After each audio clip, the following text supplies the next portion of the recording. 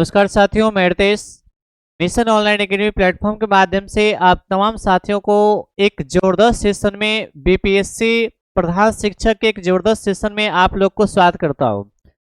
दोस्तों, आप लोग को बता दें कि बीपीएससी जो प्रधान शिक्षक का फॉर्म भरने वाले हैं या अभी तक भर चुके हैं, अगर नहीं भरे हैं तो आप लोग बता दें कि 2 अप्रैल तक इसका टाइम था, इसको बढ़ाकर जो है 10 अप्रैल तक विस्तारित किया गया, यानी कि 10 अप्रैल तक इसको कर दिया गया। वैसे साथ ही जो अभी तक फॉर्म नहीं भरे और जो भरना चाहते हैं तो फॉर्म जाके भर लेंगे। और आप लोग बता दें कि ये जो है मिशन ऑनलाइन एकेडमी प्लेटफॉर्म जो कि एक जबरदस्त सेशन लेके आप लोग के साथ आई है। और आप लोग बता दें कि वैसे साथ ही जो हमारे साथ एप्लीकेशन के माध्यम से आप जोड़ना चाहते हैं तो इसी वीडियो को डिस्क्रिप्टिव बॉक्स में एप्लीकेशन का लिंक दिया गया, जहां से आप जो है एप्लीकेशन डाउनलोड करके हमारे साथ लाइव सेशन में, रिकॉर्डेड सेशन में, फ्री टेस्ट सीरीज में जो है आप ज्वाइन कर सकते हैं। तो चलिए बिना देर के स्टार्ट करते हैं आज का सेशन। और आज के सेशन में जो है बात करेंगे क्वेश्चन नंबर 46 से। ये जो है राज्य व्यवस्था का तीसरा सेशन है। अभी तक जो है 2 सेशन में 45 क्वेश्चन तक डिस्कशन कर चुके हैं और आज जो है ये तीसरा सेशन है। और इस सेशन में हम बात करने वाले हैं क्वेश्चन नंबर 46 से आगे इसमें हम देखेंगे। तो चलिए बिना देर के स्टार्ट करते हैं आज का सेशन का। ये पहला क्वेश्चन है, क्वेश्चन नंबर 46। क्वेश्चन नंबर 46 दिया गया है कि वर्ष 1953 में गठित राज्य पुनर्गठन आयोग के अध्यक्ष कौन थे। अगर बात करेंगे कि राज्य पुनर्गठन आयोग, ध्यान देंगे यहाँ पे कि राज्य पुनर्गठन आयोग का जो स्थापना किया गया, कब किया गया, तो 1953 ईस्वी में। 1953 ईस्वी में जो है राज्य पुनर्गठन आयोग का स्थापना कब किया गया, तो 1953 ईस्वी में। और अगर अध्यक्षता की बात किया जाए तो इसका अध्यक्ष थे वो कौन थे, फजल अली। कौन थे ये, तो फजल अली जो है ये राज्य पुनर्गठन आयोग का अध्यक्ष थे। और जिसकी स्थापना जो कब किया गया, तो ये इसका स्थापना जो है 1953 ईस्वी में किया गया था। इसी राज्य पुनर्गठन आयोग इसका जो स्थापना जो किया गया, इसका मुख्य उद्देश्य क्या था, तो इसका मुख्य उद्देश्य ये था कि राज्यों का पुनर्गठन करना। कभी कभी क्वेश्चन पूछा जाता है कि राज्य पुनर्गठन आयोग का जो है स्थापना कब हुआ, तो 1953 में हुआ था। इसका जो अध्यक्ष कौन थे, तो फजल अली थे, ये ध्यान रखेंगे। क्वेश्चन कहा जाता है कि आखिर जितने भी भारत का राज्यों का जो स्थापना किया गया वो किस आधार पर किया गया, तो मुख्य रूप से अगर देखेंगे तो वो भाषाओं के आधार पर जो है गठित किया गया। और आपसे क्वेश्चन ये पूछा जाए कि भाषाओं के आधार पर गठित होने वाले जो प्रथम जो राज्य था वो कौन सा था, तो ध्यान रखेंगे आंध्र प्रदेश, जिसकी स्थापना 1956 ईस्वी में किया गया था। तो इस क्वेश्चन का ऑप्शन दिया गया फर्स्ट में कि न्यायमूर्ति फजल अली, सेकेंड दिया गया वल्लभ भाई पटेल, थर्ड दिया गया BR अम्बेडकर और फोर्थ दिया गया KM मुंशी। क्वेश्चन ये है कि वर्ष 1953 में गठित राज्य पुनर्गठन आयोग के अध्यक्ष कौन थे, तो इसका जो आंसर क्या हो जाएगा, ऑप्शन नंबर फर्स्ट, यानी कि जो है फजल अली जो है राज्य पुनर्गठन आयोग के अध्यक्ष थे। अगला क्वेश्चन देखेंगे, क्वेश्चन नंबर 47। क्वेश्चन नंबर 47 में दिया गया है कि भाषीय आधार पर, यानी भाषाओं के आधार पर राज्यों का पुनर्गठन कब किया गया, यानी कि जो है भाषाओं के आधार पर राज्यों का पुनर्गठन कब किया गया। पहला ऑप्शन दिया गया वर्ष 1947 में, 1952 में, 1953 में और 1956 में। तो इस क्वेश्चन का जो आंसर क्या हो जाएगा कि भाषीय आधार पर राज्यों का पुनर्गठन जो किया गया, कब किया गया, तो 1953। और इसी समय जो है राज्य पुनर्गठन आयोग का स्थापना किया गया था और जिसका अध्यक्ष जो है कौन थे, तो इसका अध्यक्ष जो है फजल अली थे। क्या हो जाएगा इसका, फजल अली, ठीक है। और इसका जो आंसर अगर देखेंगे 47 नंबर क्वेश्चन का, तो 1953 में भाषीय आधार पर राज्यों का पुनर्गठन किया गया था। आगे क्वेश्चन देखते हैं, क्वेश्चन नंबर 48 नंबर क्वेश्चन दिया गया कि भाषीय आधार पर गठित भारत का प्रथम राज्य, यानी भारत का जो है प्रथम राज्य कौन था जो भाषाओं के आधार पर गठित हुआ था। पहला ऑप्शन दिया गया हरियाणा, सेकेंड दिया गया केरल, थर्ड दिया गया तमिलनाडु और फोर्थ दिया गया आंध्र प्रदेश। तो इसका जो आंसर क्या हो जाएगा, आंध्र प्रदेश। अगर आंध्र प्रदेश की अगर जो है बात करेंगे इसका आंध्र प्रदेश की स्थापना का, तो भाषाओं के आधार पर गठित होने वाले भारत का प्रथम जो राज्य था कौन था? आंध्र प्रदेश। और इसका स्थापना कब किया गया? तो 1956 ईस्वी में। कब किया गया? तो 1956 ईस्वी में जो है इसका स्थापना किया गया था। लेकिन राज्य पुनर्गठन आयोग की स्थापना कब किया गया? तो 1953 ईस्वी में। अगर बात करेंगे आंध्र प्रदेश की जो है स्थापना 1956 ईस्वी में भाषाओं के आधार पर किया गया था। लेकिन अगर आंध्र प्रदेश का राजधानी अगर पूछा जाए तो क्या हो जाएगा? अमरावती। ठीक है, अमरावती जो है ये क्या है? आंध्र प्रदेश की राजधानी। इसका जो आंसर क्या हो जाएगा? आंध्र प्रदेश। अगला क्वेश्चन देखेंगे, क्वेश्चन नंबर 49। देखिए 49 नंबर क्वेश्चन दिया गया है कि भारत की नागरिकता किस प्रकार प्राप्त की जा सकती है। मतलब जो है भारत में नागरिकता की चर्चा अगर देखेंगे तो संविधान के भाग जो है किसमें किया गया? कमेंट में आप लोग इसका जानकारी देंगे। ठीक है, आंसर बताएंगे। क्वेश्चन ये है कि भारत की नागरिकता किस प्रकार प्राप्त की जा सकती है। तो पहला ऑप्शन दिया गया जन्म से, सेकेंड दिया गया वंशानुक्रम से, देशीयकरण से, और फोर्थ दिया गया इन सभी से। तो इसका आंसर जो हो जाएगा क्या हो जाएगा? ऑप्शन नंबर डी, यानी भारत की नागरिकता जो है किस प्रकार प्रदान की जा सकती है, यानी कि जन्म के आधार पर देखेंगे तो वैसे व्यक्ति जो स्वतंत्रता से पहले यानी कि 15 अगस्त 1947 तक यदि वो भारत में हो, ठीक है, तो या उससे पहले जो भारत में अगर जन्म हुआ है तो वो ऑटोमेटिक उसे भारत का नागरिकता मिल जाएगा। उसके बाद जो है वंशानुक्रम, यानी वैसे साथ ही मतलब वैसे लोग जो 15 अगस्त 1947 यानी कि आज़ादी से पूर्व भारत में जो है अगर जन्म लिया हो तो उसके आधार पर और वंश के आधार पर मिल जाएगा। उसका देशीयकरण का मतलब ये होता है कि अगर कोई भी देश का अगर हिस्सा भारत में अगर आ जाता है तो उसमें जो है आपको क्या मिल जाएगा? भारत की नागरिकता उससे मिल जाएगा। तो इसका आंसर क्या हो जाएगा? तो इन सभी से, यानी कि जन्म से, वंशानुक्रम से और देशीयकरण से भी जो है भारत की नागरिकता प्रदान की जा सकती है। अगला क्वेश्चन देखेंगे, क्वेश्चन नंबर 50। क्वेश्चन नंबर 50 में दिया गया कि भारतीय नागरिकता का अंत किस प्रकार किया जा सकता। मतलब जो है भारतीय नागरिकता आपसे छीना जा सकता है या उसका जो है आपको कैसे जो है उसे समाप्त किया जा सकता है। तो पहला ऑप्शन दिया गया कि नागरिकता का परित्याग करने से, सेकेंड दिया गया है कि सरकार द्वारा नागरिकता छीनने से, थर्ड दिया गया अन्य देश की नागरिकता ग्रहण करने से, और फोर्थ दिया गया उपरोक्त सभी प्रकार से। तो इसका आंसर क्या हो जाएगा? उपरोक्त सभी प्रकार से। क्या होगा समझेंगे यहाँ पे कि नागरिकता का परित्याग करने से, अगर कोई भी व्यक्ति अगर अपना स्वेच्छता से ये चाहे कि हम जो है नागरिकता को त्याग कर देंगे तो उससे जो नागरिकता समाप्त हो जाएगी। सेकेंड दिया गया है कि सरकार द्वारा नागरिकता छीनने से, अगर सरकार के विरुद्ध यानी कि देश के लिए अगर जो है देश के विरुद्ध अगर कोई भी अगर आप काम करते हैं तो आपसे जो है नागरिकता छीनी जा सकती है। थर्ड दिया गया कि अन्य देश की नागरिकता ग्रहण करने से, कोई भी व्यक्ति अगर भारत के नागरिकता के उसके पास है उसके अलावे अगर आप किसी देश की नागरिकता का ग्रहण करते हैं तो आपसे जो है वो आपका जो भारत का नागरिकता समाप्त हो सकता है। ठीक है, हो जाएगा। तो इसका जो आंसर क्या हो जाएगा? यानी कि उपरोक्त जो दिया ऊपर में जो दिया गया तीन ऑप्शन सभी के आधार पर जो है आपका नागरिकता समाप्त किया जा सकता है। अगला क्वेश्चन देखते हैं, क्वेश्चन नंबर 51 नंबर क्वेश्चन दिया गया है कि निम्नलिखित में से कौन सी शर्त भारत की नागरिकता प्राप्त करने के लिए नहीं है। मतलब जो है किस शर्त के आधार पर भारत की नागरिकता प्रदान नहीं कर सकते हैं। पहला ऑप्शन दिया गया अधिवास, सेकेंड दिया गया पंजीकरण, थर्ड दिया गया वंशानुक्रम और फोर्थ दिया गया संपत्ति स्वामित्व। तो इसका जो आंसर क्या हो जाएगा? इसका हो जाएगा कि निम्नलिखित में से कौन सी शर्त भारत की नागरिकता प्रदान करने के लिए नहीं है। यानी कि भारत नागरिकता प्रदान करने के लिए जो है अधिवास, पंजीकरण से भी कर सकते हैं और वंशानुक्रम से, यानी कि तीनों से जो है किया जा सकता है, लेकिन संपत्ति स्वामित्व के आधार पर जो आपको नागरिकता नहीं मिल सकता है। अगला क्वेश्चन देखेंगे, क्वेश्चन नंबर जो है क्वेश्चन नंबर 52 नंबर क्वेश्चन दिया गया कि वर्तमान में भारत में राज्यों एवं केंद्र शासित प्रदेशों की संख्या क्रमशः क्या है। अगर बात करेंगे भारत में जो है टोटल जो है अभी वर्तमान में 28 राज्य है। वर्तमान में कितना है?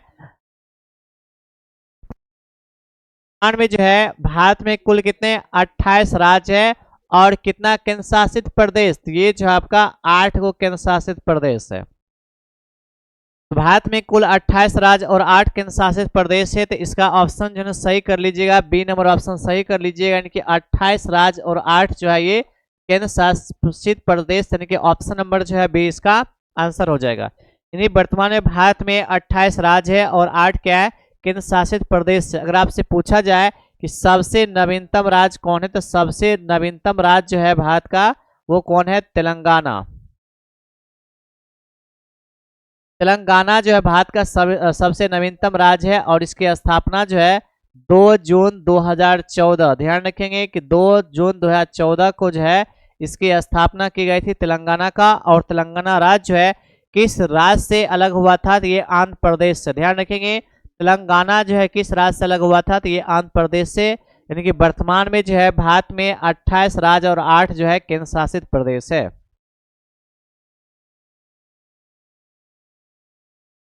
अगला क्वेश्चन देखते हैं, क्वेश्चन नंबर 53 नंबर क्वेश्चन दिया गया कि भारतीय संविधान में नागरिकों के मूल अधिकार का वर्णन जो है किया गया किस अनुच्छेद में, तो सबसे पहला ऑप्शन दिया गया अनुच्छेद 12 से लेके 35 तक, सेकंड दिया गया अनुच्छेद 13 से 36, थर्ड है 15 से 39 और फोर्थ दिया गया 16 से 40 तक। यानी भारतीय संविधान में नागरिकों के मूल अधिकारों का वर्णन जो है किसमें किया गया, तो इसमें जो है क्या गया किसमें, यानी कि अनुच्छेद जो है 12 से लेके कहाँ तक, 12 से जो है 35 तक, 12 से 35 तक जो है भारतीय संविधान में नागरिकों के मूल अधिकारों का वर्णन जो किया गया किससे किया गया, अनुच्छेद 12 से लेके कहाँ 12 से 35।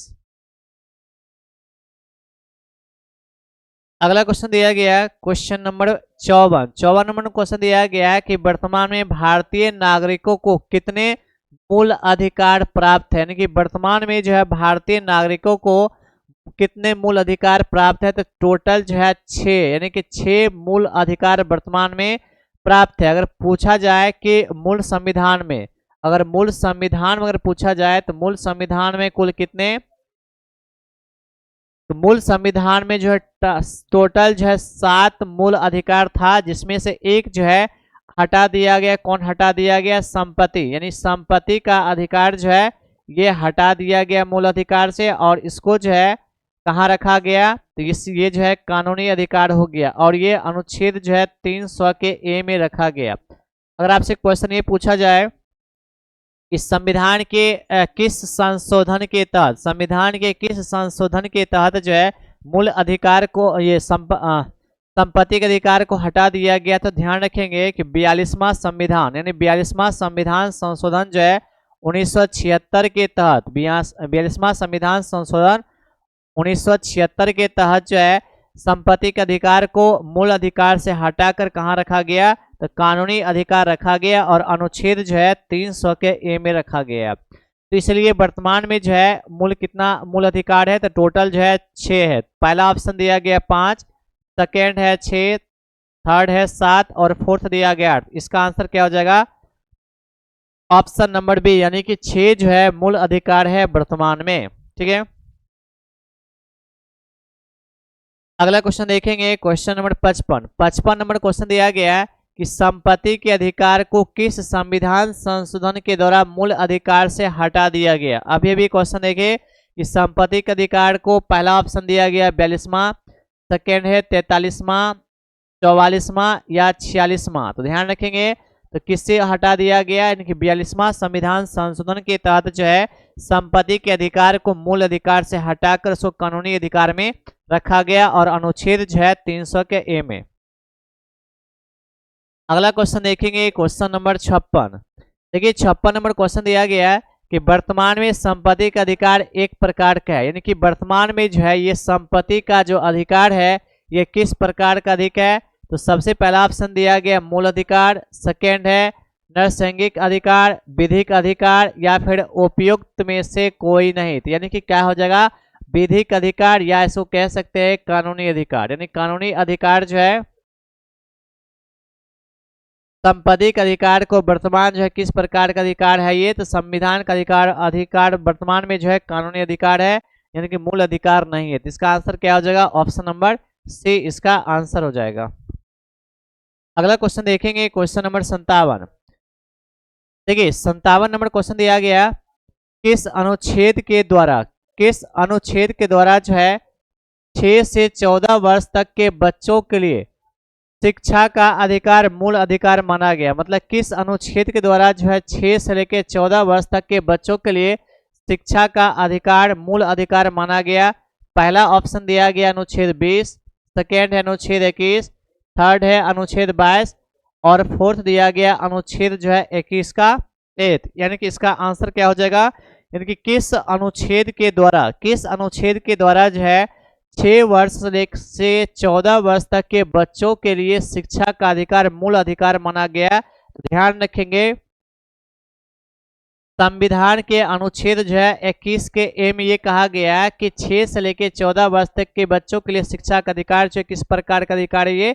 ये जो है मूल अधिकार। इसकी चर्चा किसमें? तो संविधान के अनुच्छेद 21 के ए में इसका आंसर हो जाएगा। अगला क्वेश्चन देखेंगे, क्वेश्चन नंबर जो है 58 नंबर क्वेश्चन दिया गया है कि व्यक्तिगत स्वतंत्रता, मतलब व्यक्तिगत स्वतंत्रता के लिए निम्नलिखित में से कौन सा रिट याचिका दायर की जा सकती है? मतलब व्यक्तिगत स्वतंत्रता के लिए जो है यह किस प्रकार की रिट यानी कि याचिका दायर की जा सकती है? तो पहला ऑप्शन दिया गया परमादेश, सेकेंड दिया गया बंदी प्रत्यक्षीकरण और थर्ड दिया गया अधिकार परीक्षा और फोर्थ दिया गया उत्प्रेषण। यानी कि इसका जो आंसर क्या हो जाएगा? इसका हो जाएगा कि बंदी प्रत्यक्षीकरण। यानी कि आंसर क्या हो जाएगा? हैबियस कॉर्पस, यानी कि हैबियस कॉर्पस यानी कि बंदी प्रत्यक्षीकरण जो है ये एक प्रकार का रिट है जो कि व्यक्तिगत स्वतंत्रता के लिए ये याचिका दायर कर सकते हैं। किसके अंतर्गत? यानी कि बंदी प्रत्यक्षीकरण के द्वारा। यानी कि ऑप्शन नंबर जो है 20 का आंसर हो जाएगा।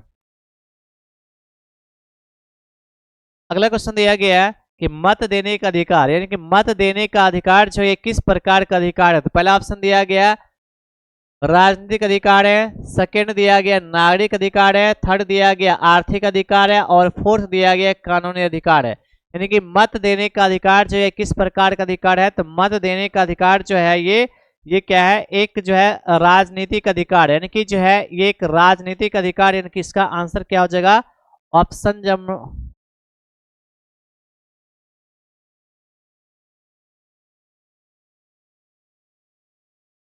इसका जो आंसर क्या हो जाएगा? ऑप्शन नंबर जो है ए, यानी कि राजनीतिक अधिकार, यानी कि मत देने का अधिकार जो है राजनीतिक अधिकार, यानी कि ऑप्शन नंबर ए हो जाएगा। अगला क्वेश्चन देखेंगे, क्वेश्चन नंबर 60। देखिए 60 नंबर क्वेश्चन दिया गया है कि भारतीय संविधान के किस अनुच्छेद में राज्य के नीति निर्देशक तत्व के उल्लेख है? मतलब जो है भारतीय संविधान के किस अनुच्छेद में, भारतीय संविधान के किस अनुच्छेद में राज्य के नीति निर्देशक तत्वों का उल्लेख किया गया? फर्स्ट ऑप्शन दिया गया अनुच्छेद 36 से 33 से 46, सेकेंड है अनुच्छेद 34 से 48, थर्ड है 36 से 51 और फोर्थ दिया गया 34 से 52। यानी भारतीय संविधान के किस अनुच्छेद में राज्य के नीति निर्देशक तत्वों का उल्लेख किया गया? तो ध्यान रखेंगे अनुच्छेद जो है 36 से 51, 36 से 51 जो है किससे संबंधित है? ये राज्य के नीति निर्देशक तत्व का उल्लेख किया गया अनुच्छेद 36 से 51 में। अगला क्वेश्चन देखेंगे, क्वेश्चन नंबर 61।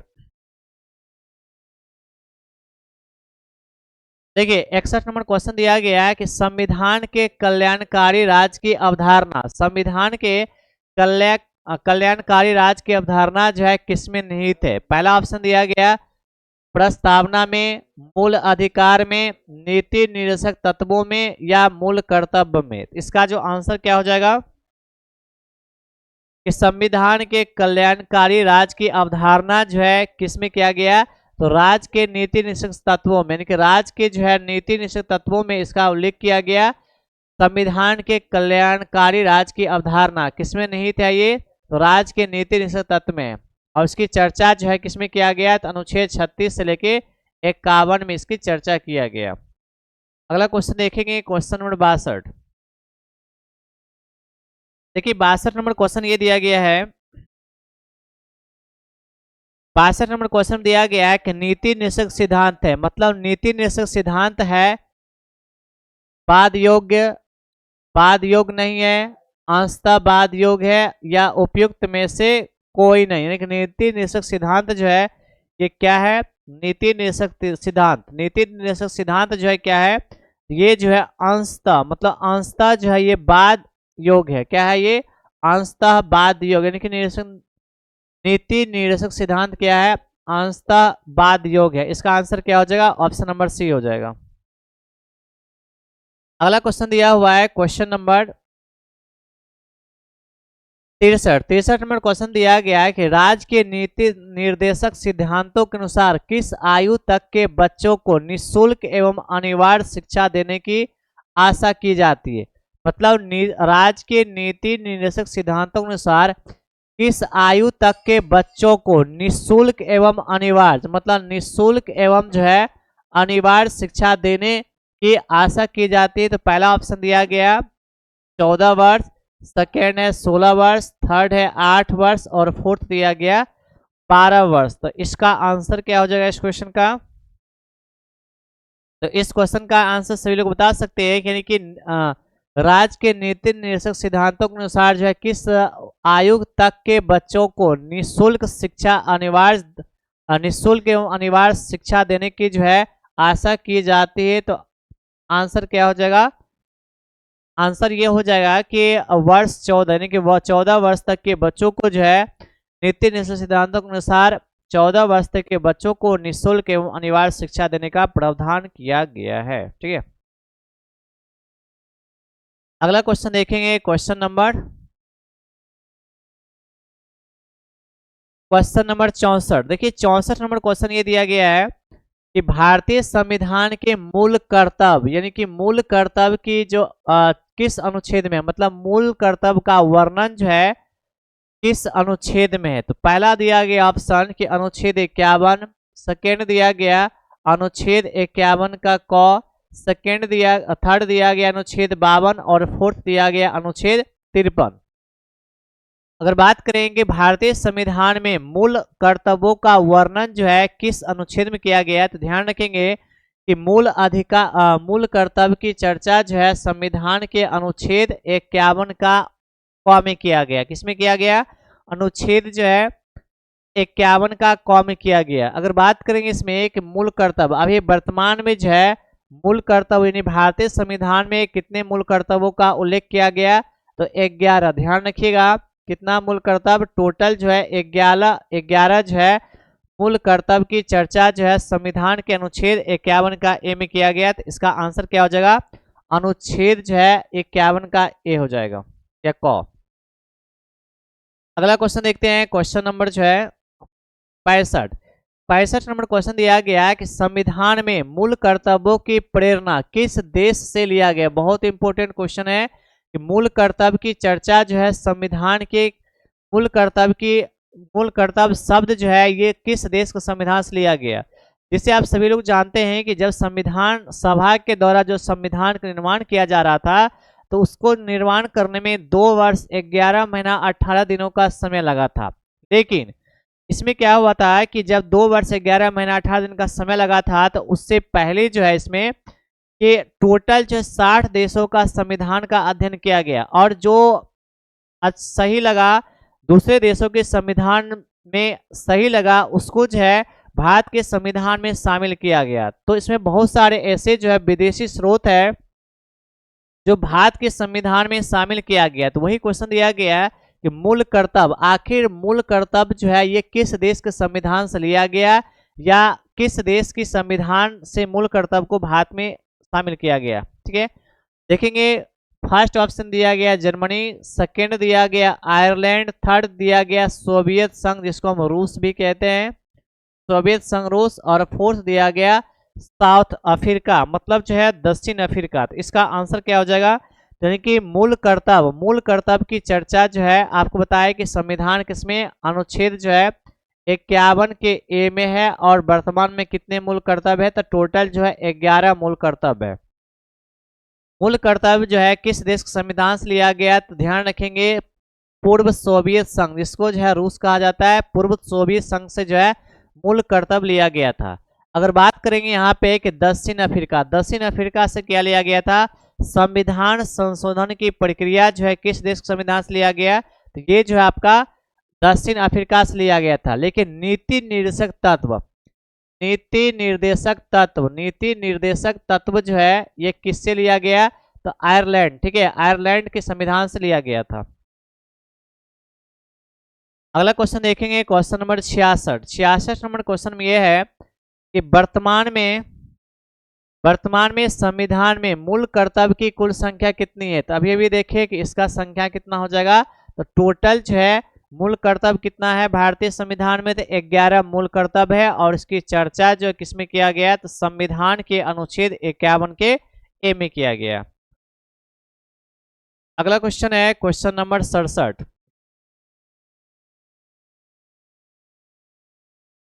देखिए 67 नंबर क्वेश्चन दिया गया कि भारत में कार्यपालिका का अध्यक्ष कौन होता है। मतलब भारत में जो है कार्यपालिका का अध्यक्ष कौन होता है। तो सबसे पहला ऑप्शन दिया गया राष्ट्रपति, सेकंड दिया गया प्रधानमंत्री, थर्ड दिया गया विपक्ष का नेता, और फोर्थ दिया गया भारत सरकार का मुख्य सचिव। भारत में कार्यपालिका का जो अध्यक्ष होता है कौन होता है, तो ये सभी लोग जानते होंगे कि कार्यपालिका के जो अध्यक्ष होते हैं कौन होते हैं, तो राष्ट्रपति। ध्यान रखिएगा, कार्यपालिका का जो है अध्यक्ष कौन होता है, राष्ट्रपति। और राष्ट्रपति जो है भारत के प्रथम, यानी कि भारत के जो है प्रथम व्यक्ति होते हैं राष्ट्रपति। अगला क्वेश्चन दिया गया है क्वेश्चन नंबर 68 नंबर क्वेश्चन में यह है कि भारतीय संघ की शक्ति किसमें निहित है। मतलब भारतीय संघ की शक्ति जो है किसमें निहित है। सबसे पहला ऑप्शन दिया गया संसद में, प्रधानमंत्री में, राष्ट्रपति में, या जो है मंत्री परिषद में।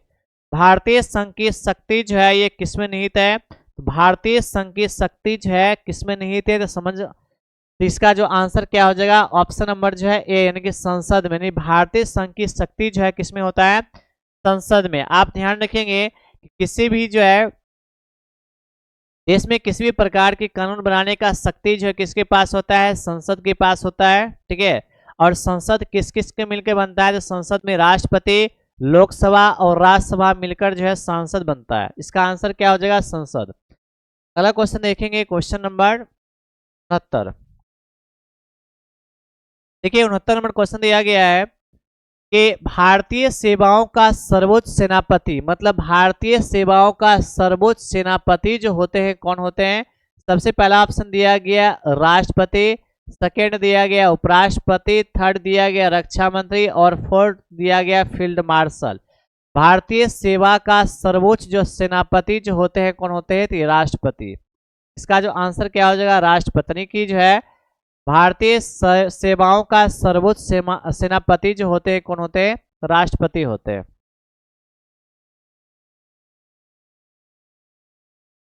अगला क्वेश्चन दिया गया है क्वेश्चन नंबर 70 नंबर क्वेश्चन में दिया गया है, क्वेश्चन नंबर 70 दिया गया है कि भारत के प्रथम राष्ट्रपति, पहला ऑप्शन दिया गया जवाहरलाल नेहरू, सेकेंड दिया गया राजेंद्र प्रसाद, थर्ड दिया गया वल्लभ भाई पटेल, और फोर्थ दिया गया महात्मा गांधी। मतलब भारत के प्रथम राष्ट्रपति जो थे कौन थे, तो पहला ऑप्शन दिया गया जवाहरलाल नेहरू, राजेंद्र प्रसाद, वल्लभ भाई पटेल और महात्मा गांधी। तो इस क्वेश्चन का जो आंसर क्या हो जाएगा, राष्ट्रपति जो थे डॉक्टर राजेंद्र प्रसाद। और बात करेंगे जवाहरलाल नेहरू का, तो जवाहरलाल नेहरू जो है ये भारत के प्रथम जो है प्रधानमंत्री, भारत के प्रथम प्रधानमंत्री कौन, भारत के प्रथम प्रधानमंत्री कौन हो जाएंगे, तो यानी कि जवाहरलाल नेहरू। और राष्ट्रपति कौन, तो यानी कि डॉक्टर राजेंद्र प्रसाद इसका आंसर हो जाएगा।